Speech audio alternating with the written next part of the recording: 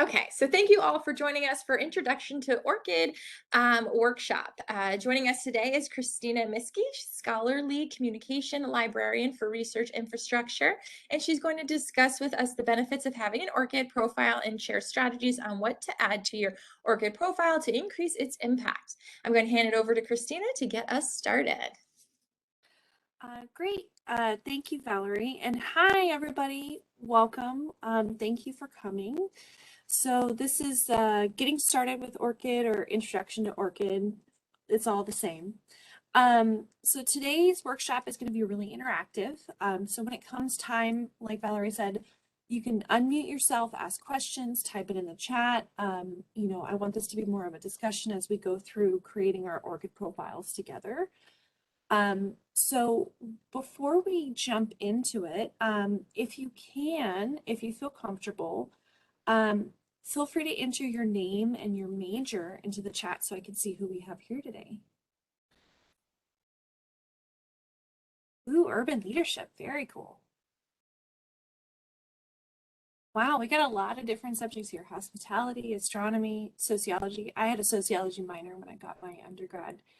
My history undergrad here at UNLV, so great to see that. Great, so let's launch into it. Like Valerie said, my name is Christina Miskey. My pronouns are she, her, hers, and I'm a scholarly communication librarian for research infrastructure. And just for fun, here's a picture of my dogs. I don't work from home anymore, so my dogs don't appear on camera, but I still like to keep them with me. I have two pugs, Buddha and Momo, so this is a picture of them together. So today, what we're going to cover is you're going to learn the benefits of Researcher IDs, specifically Orchid. We're going to create an Orchid account if you don't already have one. And then we're going to get started with populating your profile with background, research, and scholarly activity.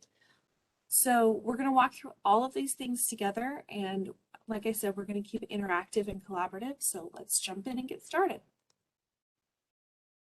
So what are Researcher IDs and why do they matter?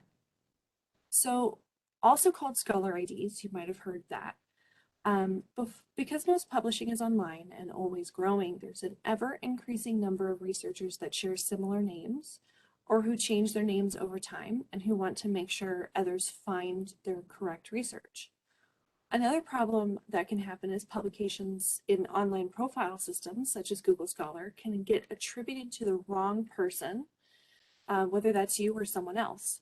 So using a researcher ID like Orchid when publishing helps to significantly reduce, if not eliminate, these issues. So the next question you might ask yourself is, okay, so what kinds of researcher IDs are there?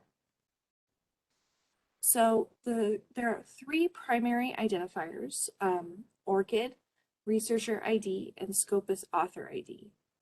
So you might have heard of one, none, or all of these. Researcher ID and Scopus Author ID can get automatically created by Web of Science and Scopus databases, and it's up to you to claim them so work associated with them can be attributed to you. You do have to create your own Orchid record, but we're going to talk more about that in a little bit.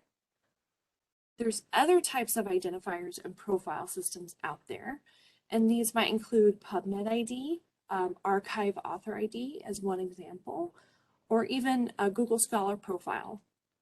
And a lot of times, individual profile systems, such as these, have their own ways of disambiguating authors on their platforms.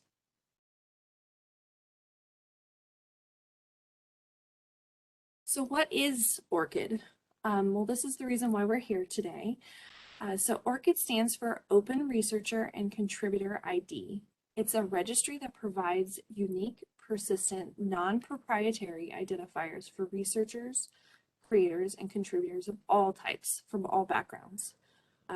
It continues to grow as a standard in academia and as more and more publishers and grant funders are requiring them. Each individual can create a free account, and that will be free to you always. Orchid Orchid is supported by institutions like UNLV that pay membership to grow the digital infrastructure so that researchers like you don't have to pay for your account.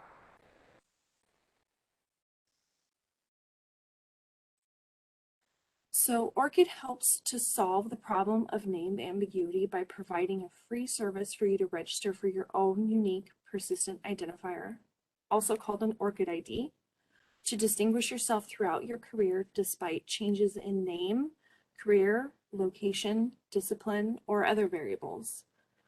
So each person that registers obtains a unique 16-digit identifier that is usually shown as a URL, like you see on the screen. You can click on it and be taken to someone's profile where you can look at their previous work, see other names they've been known as to ensure you have the right person, and more. This is also really great if you're finishing up your degree and you might get employed at another institution somewhere else. Your Orchid ID is going to follow you to your new institution. And I think that's really important as you're starting out in your career. It's something that you can take with you and it'll go with you no matter where you go. So some of the benefits, as a researcher, once you have filled in your Orchid record and continue to authorize organizations as trusted parties connected to your Orchid record, you can use Orchid to distinguish yourself from others, manage your reputation and research impact, get credit for your research, contributions and affiliations, and ultimately save time on data entry for funding, publishing, and research reporting platforms. So it looks like there's a question I see in the chat. Can I still use the same Orchid if I go to other countries after graduating? That's a great question, and yes, you can. Orchid is an international organization, so if you leave the US and go almost anywhere in the world, your Orchid will follow you. So if you start working in another country, they have lots of other organizations and community hubs in other countries too, so you can find and connect to other people with your Orchid ID. So some other reasons why you might want to use this. Orchid is used by major research institutions, publishers, and funders across the globe, just like I was telling Carrie. Over 70 publishers are now requiring Orchid IDs with your manuscript submissions. And grant funders are increasingly requiring Orchid IDs for grant proposals as well. Two examples here in the United States is the National Science Foundation and the National Institutes of Health. Both of those organizations require Orchid IDs when you're submitting grant proposals. So by including Orchid ID in publishing and funding workflows, you can ensure that your work and contributions will be accurately linked to you and not accidentally credited to somebody else. Research institutions across the globe are also increasingly using Orchid.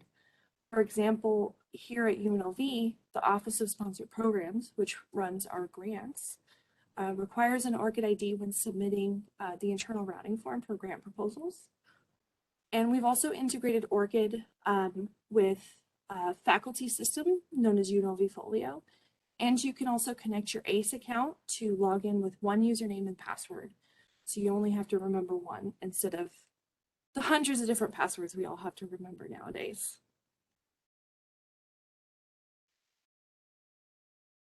So now we've talked about what Orchid is and why you should get one.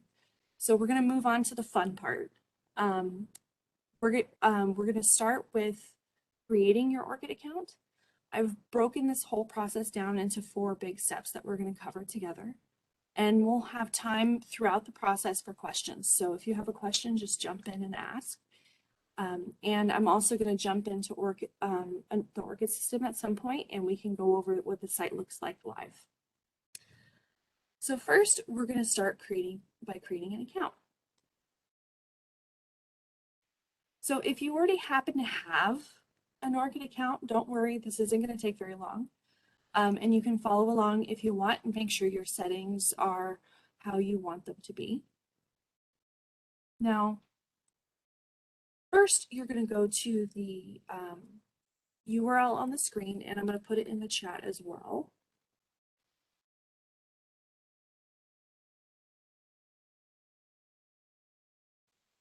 So you can go to that link and start entering your information, such as your name and your email address. Now, because you're students, I would not recommend using your UNLV email address as your primary email. This is because when you graduate, you will lose access to that email. So if you have a personal professional email that you use, I would recommend using that to register. Then we're going to talk about selecting your visibility settings. So once you've entered your name and information, you're going to pick your privacy level. So this is going to depend on how visible you want things in your record to be. And you have 3 different options. So the first option is everyone. That's visible to anyone online. They can search your name and they can pull up your profile and see everything that you've entered.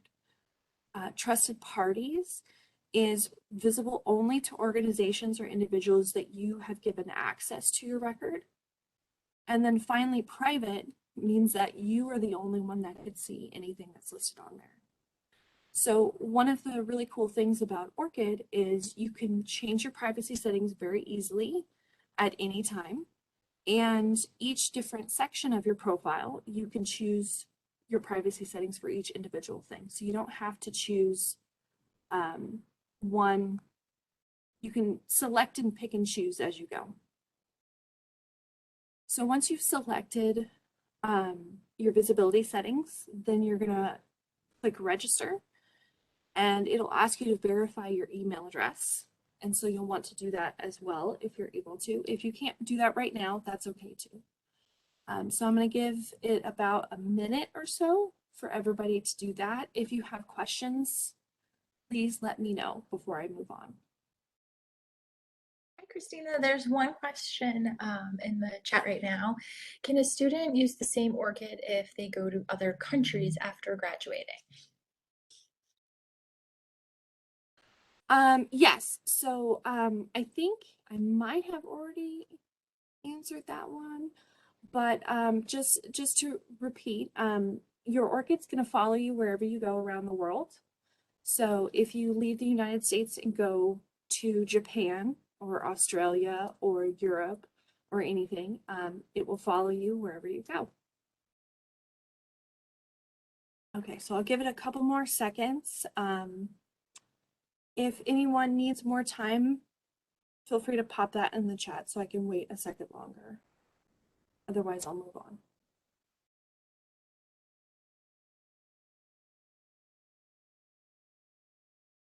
Okay. I do love that. I think you said earlier about the name change, because I always wondered that too. Like if you publish under my maiden name and then I got married, my mom was like, "No, you have to keep your maiden name." I'm like, "Well, technically, no, we don't." Yeah, I actually had that exact experience. So my very first publication was under my maiden name, and then I got married and changed my name. Yeah. And got my Orchid ID after I changed my name. So, but I was able to add my previous names to my Orchid account. So you can see my other names listed. So I can have everything there together. So perfect. Thank you. So now we're going to start adding information to your Orchid records. So now that you registered, make sure you're now logged in so you can follow along in the next slides. So when you log in for the first time, this is what your account is going to look like. It's going to be empty, and that's okay. We're going to start filling stuff in. Obviously, your name will be up here in the left corner, and this Orchid ID box will be what your actual Orchid ID is. But more or less, it's going to look like this. So first, we're going to focus on education and employment and some other identifying information that you can see by the areas I have circled on the screen. You can click the Add button or the pencil to edit each individual section. So like Valerie and I were just talking about, other names right here on the left, you can enter in other names that you were known by as. If you changed your name for whatever reason, it doesn't have to be for marriage, you can have that in there. You can add different countries that you work in, keywords associated with your profile, other websites that you have, and things like that. And then for employment, you click on the Add Employment button and the Add Education button for education. So, like I just said, we're going to start with just some of the basics for your profile. We're not going to fill in everything, and it doesn't have to be perfect right now. First, let's start with adding your most recent degree and your current position, or if you had a position recently, into your education and employment sections. And you can always go back and add more in later. This is just to get us started. I'll give you about a minute or so to enter that information in, and then we'll go to the next step.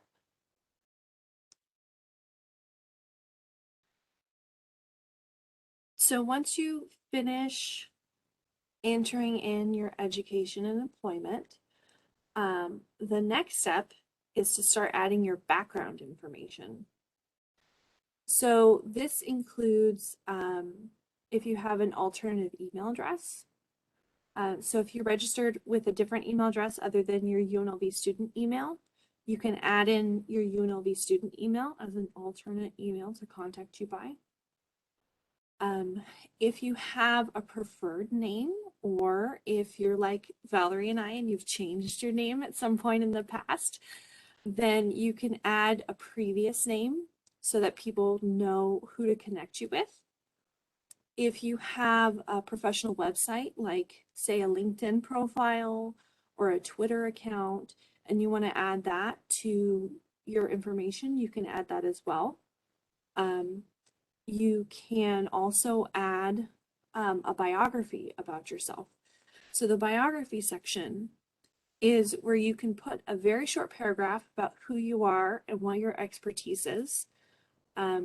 Usually no more than 3 to 4 sentences at most. You want to keep it short and sweet. And you just add information, like you can add what your degree is, maybe a recent position that you held. If you have research interests, you can add that. And just to let people know who you are and have some more context to your profile. And you don't have to create a biography right now. You know, not many people have a quickly written biography that they can just copy paste into profile systems for themselves. So it's not a big deal if you don't have that right now. But I'll give you a little bit of time to enter this in and let me know if you have any questions. Give you a little bit more time before I move on. Let me know if you want me to wait or go back a step, and we can do that.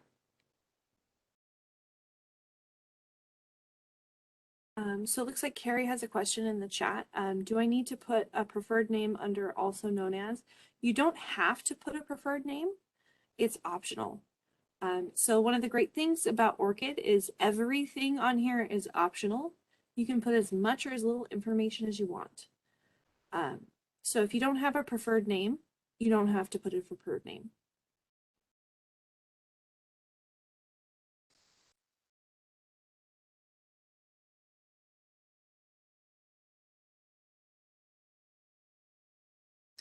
Okay, so let's go ahead and move on to the next section. So we've added our background information, and now we're going to focus on adding scholarship, or if you haven't published yet, that's okay.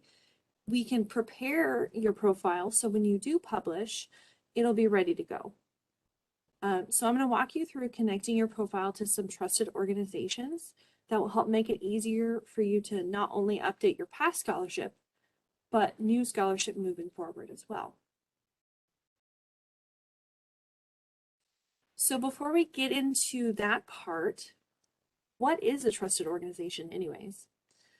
Trusted organizations are typically research institutions, publishers, or funding agencies that have integrated Orchid with their systems, such as the Central Identity Management or Profile System, an HR system, research information and reporting systems, publishing platforms and repositories, and grant management systems, for just a few examples. It's a good idea to connect your ORCID with as many of your affiliated organizations as possible, because you can often save a lot of time by letting these organizations add information to your ORCID record for you, so you don't have to enter it manually. Connecting with trusted organizations increases the chances that your contributions and works will be linked to you, recognized, and credited, and often pretty quickly. The example I have on the screen is shown from the University of Virginia, where ORCID is integrated into their institutional repository, and the individual authorized the university as a trusted party so that they can add works from the institutional repository into their ORCID record for them.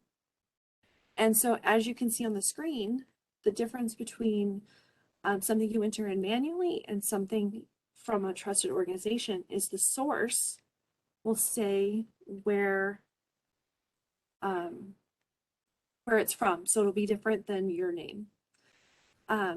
Organizations cannot add information to your ORCID record unless you give them permission.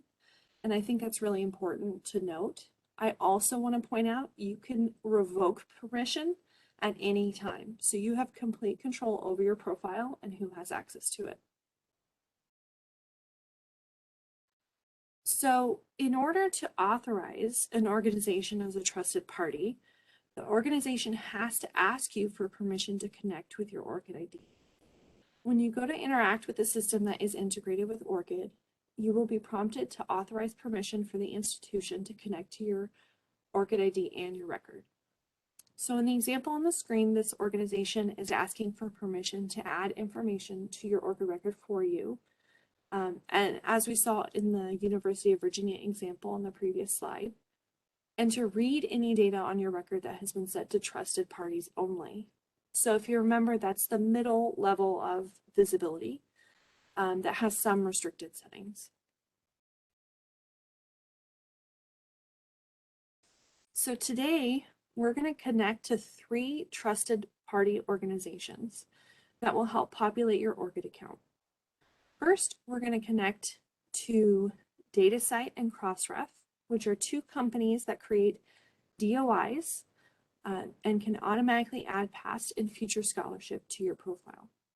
Then we're going to connect to Scopus, which is a citation database that tracks publications across many journals and publishers. And I'll also share how you can add scholarship manually. And then we're going to do a brief demonstration where we go more in depth to our ORCID records. So back to our profile. Now we're going to focus on adding things to the works section. So that's where we're at on the screen. So first, let's begin with DataCite. So this is what's known as a search and link. So in your ORCID record, you're going to go to the works section, and then you're going to click add works and select search and link from the available options. It should be the first one listed. Next, you're going to go to DataCite in the list and click on that. And you'll be taken to a new screen that asks you to obtain an ORCID token, which is is DataCite's version of asking you to authorize a trusted party. So you'll click on the Get ORCID Token button, and then you'll have connected DataCite. So now future publications will be automatically added to your ORCID account without you having to do anything. So I'm going to pause here and give you a little bit of time to complete that process. If I need to go back and go over it again, then let me know. So next, we're going to link Crossref. So this is going to be slightly different, but it's going to start the same. So you're going to go back to your ORCID record in the work section, click Add Works, and search and link again. And you'll see this screen. This time, you're going to select Crossref metadata search from the list. And this provides access to automatic updates, but will also do a search in the Crossref database for your name to see if you have any articles in their database. So when you click on that, after you go through the authorization, you're going to see this screen. It's going to search for your name. And if you see any articles that are listed that are yours, then you can click Add to Orchid to add to your Orchid profile. And then you'll check Yes in the confirmation window to add it to your Orchid record. We don't want to spend a lot of time doing this today because it's easy to get lost in the search. And as you can see, not everything's going to be immediately relevant because it's just a general keyword search using your name. So obviously I am not I'm not this author on the screen writing about the Queen of Sweden. That's searching for my name based on the title. So it might be a little bit tricky at first, but you can do a search and play around with it later if you want to go back and do that. Yeah. So I'll give you a little bit of time to do that, and then let me know if you have any questions. It looks like there's a question in the chat. Does Crossref add works automatically as new works are created? Yes. So once you have done this connection, it'll start adding works automatically. It also does the metadata search so that you can search for past works to be added to your profile. So when you publish new things, it should be added automatically.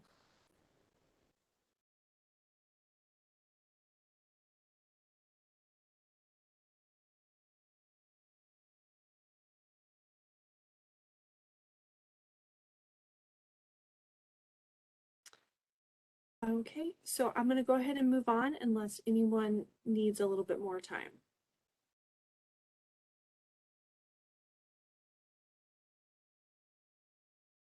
Okay.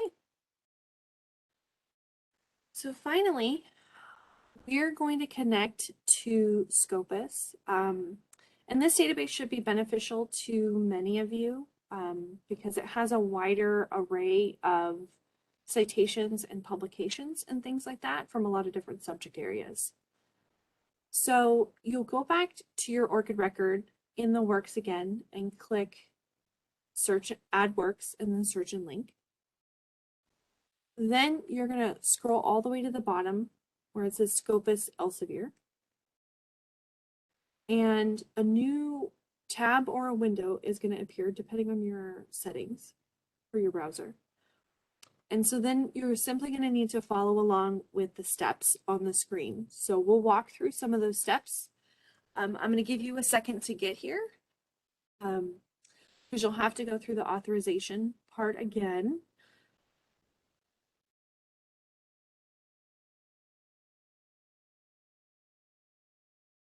Once you get to this screen, then the very first step is it's going to ask you to select your Scopus profile if you already have one. And then to confirm what your profile name is. So what you would do is you would select this checkbox if that's the correct profile, and you would click next, and then it would ask you to verify your name, and then you verify your name. Once you've done that, then it's going to ask you to review any publications that you have in the Scopus database if you want to add them to your profile. So if you want to add them to your profile, you would click the green checkbox and check mark and check that. If you don't want to include it, then you can click the gray X to delete it. Once you've selected which items you want to include, then you'll click the next button.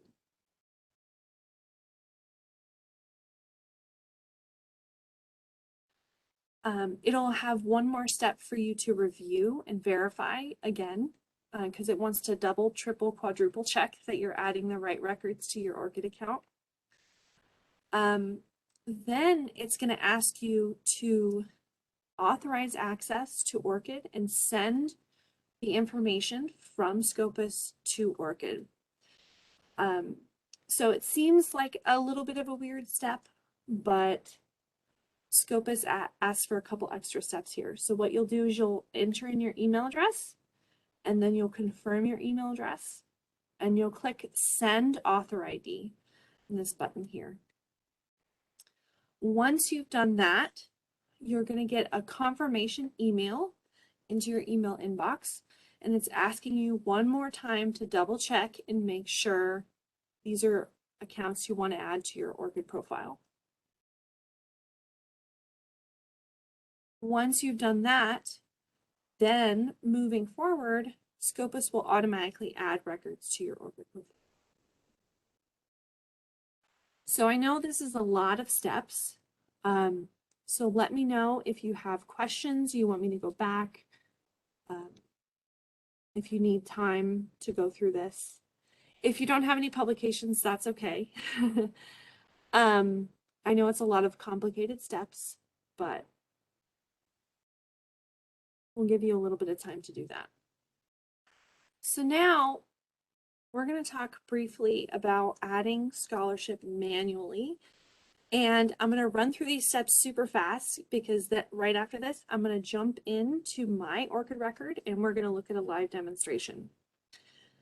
So we've already covered a ton of stuff and a lot of different steps. And I can, when we go into Orchid, if you want to ask follow-up questions or for me to demonstrate the steps, I can do that as well. And we'll give you some time to kind of process this. So when you're adding works manually, you're going to go through some of the similar steps. You're going to go to your work section and click add works again. But this time, instead of search and link, you're going to click add manually. And then it's going to ask you to run through adding and filling in information manually for your publication or your scholarship or your creative work. And so it has a few different options for you to choose from depending on the type of publication. Once you've filled out everything on this screen, then you set the visibility and you add it to list, and it will add it to your list of works. And that work will add it to your record and list you as the source since you're the one that created it. So now let's go ahead and hop into Orchid, and I want to just double check you can see my Orchid account now instead of the slides.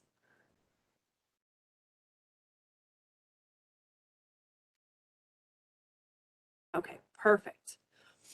So this is what my Orchid account looks like. And as you can see here on the screen, I have a short biography here. I also have my previous names. So I have my maiden name listed here. I also have my name listed with my middle initial because my Orchid record has my name without my middle initial. So I've published under a couple different things. So I have all of those information listed here so that somebody can find me if they really want to. And so we'll go down to the works section here. And then we're going to look at add works and add manually. So the reason why I want to cover this in a little bit more depth is because adding manually has a few different options depending on the type of work that you're wanting to add. And a lot of times if you're publishing or sharing something that isn't a typical scholarly output, like say a book or an article, you might have to come in and add it manually because it doesn't follow a traditional path, which is often the case for different types of disciplines like art or things like that. So the first thing you want to do is you want to pick a work category. So it can be a publication, conference, intellectual property, or other. If you pick other, you have a lot of different options here. So it can be an annotation, an artistic performance, a data management plan, a data set. If you've invented something, which would be really cool, you want to add that to your Orchid record. or other types of things like software, technical standards, and things like that. If you pick publication, then it gives you some more of the traditional options. So like a book chapter or a book, an encyclopedia entry, a dissertation or a thesis, a magazine article, a journal article, a report, those kinds of things. Once you've selected the publication type, then you'll want to add the title. If you have any subtitles, the publication title, and these options change depending on what you select. So if I change this selection to book chapter, you'll see this changed some of the information. So it's going to adapt based on what you pick. You can choose whether you want to enter in a citation. And then you can enter in identifier information. This will help ORCID find the publication or the work that you have. So you can also have, if the identifier has like a URL,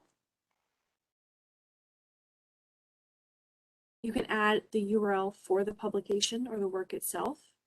You can also pick from a number of different languages if you publish in a different language. You can also pick the country of origin if you're publishing outside of the United States. And you can select your visibility settings. And then once you've done that, you click Add to List, and it will add it to your works list. Now with your visibility settings, I want to go back to those because you can choose visibility settings for every single section and every single item listed on your ORCID record. So as you can see, every single one of these has the option to change the privacy settings. So I can have something visible to everybody, only to trusted parties or only to me. And I can change this at any time. So I can go through, and if I wanted to change this article to being private, I can change it private. If I wanted to change my mind immediately afterwards, I can change it again. And it's that easy. You can also add other things like membership and service opportunities. If you've ever been invited to a position, you can add that. Your education and qualifications, which we did earlier, and your employment. And there's other sections down here as well for funding, for grant funding and things like that. And that's basically kind of like the rundown of what an ORCID profile is. And so while I'm here, I'm going to show you the public facing version of what an ORCID profile is because they recently changed that. And if you have any questions, now would be a great time to either put your questions in the chat or unmute yourself. While we're waiting for those, this is what a public version of your ORCID record looks like. So the interface is going to be a little bit different. So this is what the public facing version looks like. It's going to have all the same information, but it's going to be in a slightly different format. And it has lots of options to expand or collapse different sections. You can also generate a printable version of your account. If you want to generate a CV using your ORCID record, you can do that as well. So back to this. So now we've successfully created our ORCID accounts and learned how to update them manually and connected them to some other programs so they'll be updated automatically. And now I'm going to show you some ways that you can actually use your ORCID record moving forward. So one way that you can do this is you could share your ORCID record in things like your email signature. So here's an example of my email signature. I have my ORCID ID displayed so that people can click on that and be taken to my ORCID profile. You can also add it to, you can share your ORCID on academic or social media profiles. listed on your website and include it in things like preprint repositories, like this example from Archive. And here on this example, Archive is asking authors to add their ORCID IDs to their accounts to make searching easier for people looking for scholarship. You can also search for the hashtag ORCID on Twitter and see the variety of ways that researchers have displayed their IDs if you want some examples. Another great way to make sure you share your ORCID ID is including your ID when you publish and when you submit your author information. So as I said a lot earlier, there's over 70 publishers that require or encourage the use of ORCID IDs in their publications, and often will post them as part of the publication online. So to get the most out of your new ORCID record and everything that we've done here today, your ID needs to be included when you publish. So this includes when you publish a journal article, when you submit your information as part of a book or a book chapter or other type of publication, when you give a presentation, if you teach or have a workshop, if you give a webinar and things like that, include your ORCID ID when you have that so it's shared as part of your author information. And you should also get in the habit of adding your ORCID ID to your publications by starting with your thesis or dissertation.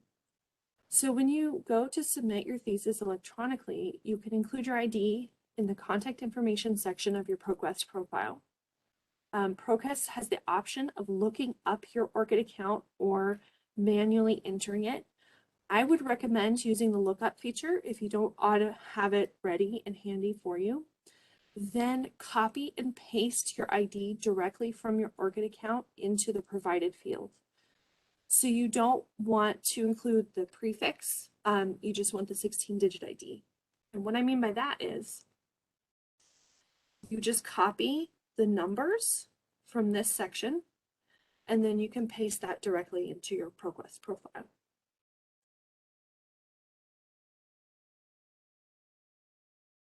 So those are some ways that you can start sharing and using your ORCID record. There's lots of different ways that you can do that though. After this, you can connect your ORCID ID to your ACE account for one login to make it easier to remember. If you have, for example, a Google Scholar profile with a lot of works listed and you don't want to manually enter information, you can import your citations using a BibTeX file. If you've been involved in a grant, you can find previously funded grants using the Dimensions database, which you would all be subscribed to, and add that to your ORCID account. If you're part of an application process for an NIH or an NSF grant, you can use ORCID to update your profile when applying for that grant. You can connect your other IDs to ORCID. So if you already have IDs and you want to just have one ID to operate with, you can connect them to ORCID and operate everything from your ORCID record. And just as I showed you, you can export a printable or PDF version of your profile and use it as a CV. And some metrics organizations use ORCID to help track your scholarship too. So that's really good to know. And finally, these are some resources that you can use after this workshop to follow up and get more information about ORCID. And I'm going to paste a link into the chat for you. That is a quick link to all of these resources here on the screen. It's a handout that has a summary of all the information that I shared here today and links to a lot of other information. You can also request a consultation with me and we can have a one-on-one chat and talk about how to get the best use out of your ORCID record. And so with that, That is all that I had for you today. I'm definitely available for questions in the last few minutes of the workshop. If you don't want to ask your questions here or you think of a question later, please reach out to me and I'm here and happy to help answer any of your questions. I can say from my experience that this was super beneficial. I got an account maybe last year or so because it was part of a grant requirement. Mhm. Somebody asked me to be on a grant with them, and they're like, "Oh, and make sure you put your Orchid ID." And I was like, "Wait, what?" And so, Yeah. yeah, I don't know if that's like a thing. They're going to start making it a requirement. But in a way, it's really good because it makes you do something that you know you're supposed to be doing anyway. Mhm.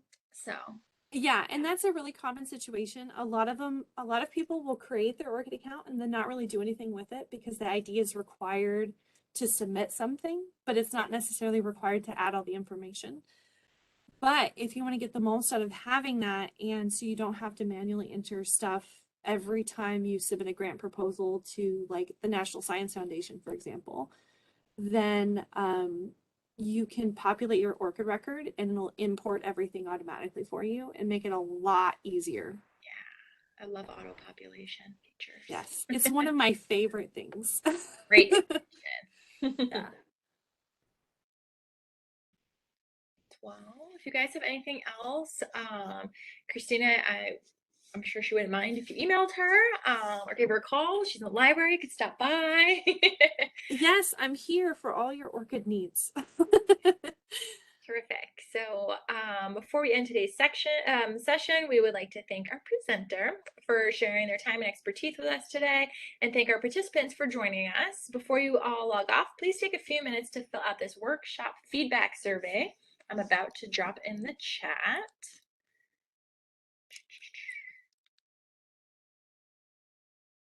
And I hope everyone has a great rest of the day. If everyone can grab that link, I'll keep it on for another minute so you guys can grab it. It literally takes just a few minutes. And we really pride ourselves in the grad college on assessing pretty much everything we do. So we know what students need, their feedback, what to change things for the future, additional workshops we might need, and things like that. So yeah, let's see. People said thank you. Thank you so much. Very informative and useful presentation. Carrie, Catherine, thank you guys. Ian, thank you. Very helpful. Awesome. Thank you guys so much. Awesome. Thank you. Yeah. A great group. Thanks, Christina. Everybody Yeah, take care. thank you. Have a good day. Too. Bye.